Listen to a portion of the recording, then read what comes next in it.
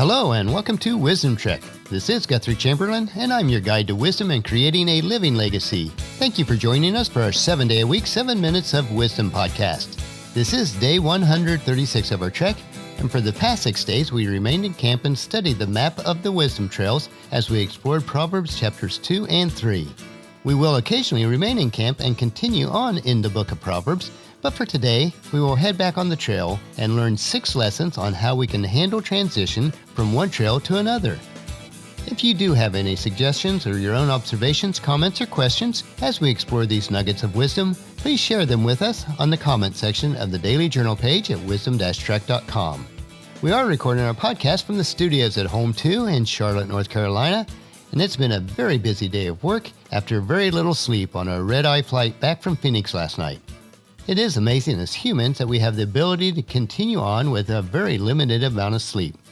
We do hope to be re-energized before heading to Ohio on Friday for our grandson Gideon's 6th birthday celebration on Sunday.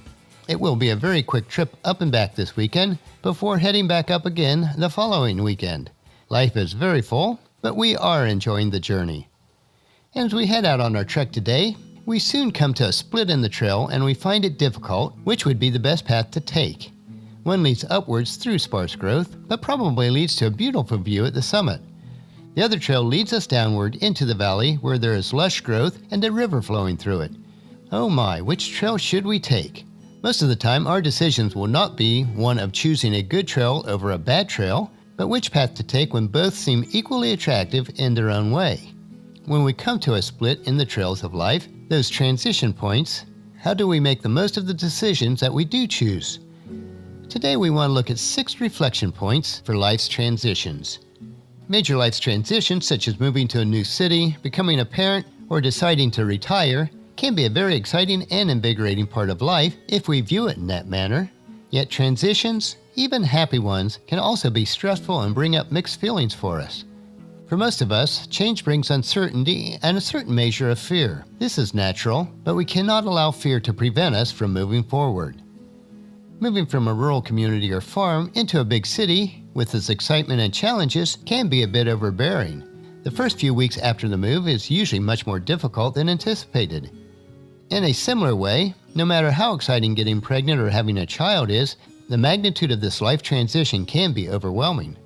Although I don't plan on retiring anytime soon myself, and it actually could be many years, the thought of not working the majority of my time will certainly be a transition for me when it does arrive. The best way to prepare for the major transitions is to take some time for self-reflection. Use the following trail guide for 6 ways to help you to embrace change and make the most of your new life's trails. The first reflection point is to recognize that transitions are hard because they can shake your sense of identity. We naturally define ourselves, in part, by our surroundings. It can be disorienting. Getting married, for instance, changes your identity from a single person to a spouse. And if you're a woman, having a child changes your sense of identity from a wife or daughter to now include being a mother. A new job changes your identity or role at work. For example, it is exciting to get a promotion at work, but this new position has more responsibility. But as a manager, you no longer have your peer team that you were working with. This can lead to feeling overwhelmed, and you may worry, am I really equipped for this job? Maybe I was actually better off before. It will take some time to rebuild your sense of identity in your new role with every change of life.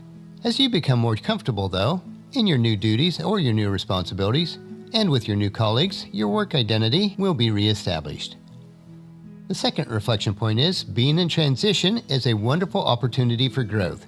Take a look at the parts of yourself and your life that you value most. How can you bring those parts of yourself into this new role? Next, look at the areas of yourself that you would like to make changes to. Perhaps you've neglected some important area of your life such as your body, mind, or soul. Transitions are an opportunity to begin practicing new habits and new ways of interacting with yourself and with others. Enjoy this transition for growth, even if it seems a bit overwhelming or painful today. Our third reflection point, remind yourself why you chose to make this change. As you start onto your new trail of life and feeling a little lost during this transition, it can be easy to regret your decision. Why didn't I just stay on the trail I was comfortable with, you might ask.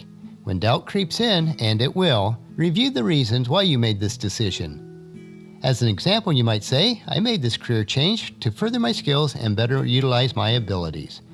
And when you see this big picture, it helps you to move from being overwhelmed to understanding that this is just a temporary adjustment, and while it is difficult now, you are willing to go through some uncertainty and discomfort for the long-term gain.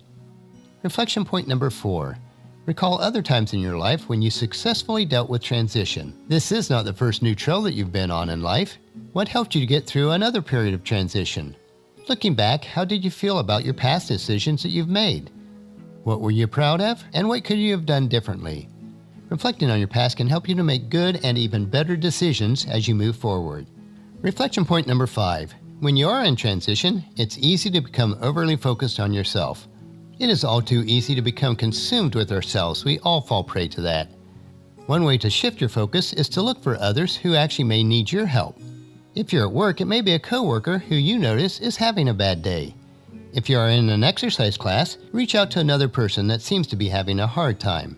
Making an effort to support others helps you to remember that everyone struggles at times, and that is part of the human connection that can be very powerful and aid in helping you get through your transition.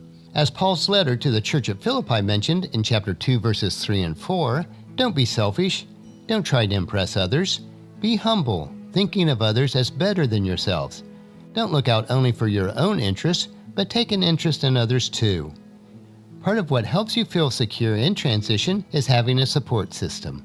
Make an effort to stay connected, keep in touch with your family, call up a friend who lives in the area that you just moved to, volunteer or get involved in an organization. Ask a new coworker to join you for lunch. Find people who you can really talk to, whether it's a trusted friend or a close family member. Being able to share how you're really feeling can be a tremendous source of strength for you also. As the writer of Hebrews wrote down in chapter 1, verse 25, "And let us not neglect our meeting together, as some people do, but encourage one another, especially now that the day of his return is drawing near." And as you prepare for your new treks of life, know that the time that you've taken to reflect and prepare for your next trail on your journey will help you to live a rich and satisfying life. Today we considered the 6 reflection points as we transition the trails of life. Apply them to your life when you find yourself on a transition trail, and then come along with us tomorrow for another day of Wisdom Trek, creating a legacy. And tomorrow we will travel the trail of opportunity. That will finish our podcast for today. Remember to listen to your daily dose of wisdom at wisdom-trek.com, or you can subscribe at iTunes, Stitcher, SoundCloud, Spreaker, or YouTube. And if you subscribe, the episodes will be downloaded to you automatically each day. And I would like to ask a favor that you would please share Wisdom Trek with your family and friends, either through email, Facebook, Twitter, or just invite them in person to come along with us each day. The journal for today's trek can be found at wisdom-trek.com. Thank you so much for allowing me to be your guide, your mentor, but most importantly, your friend, as I serve you through the Wisdom Trek podcast and journal each day.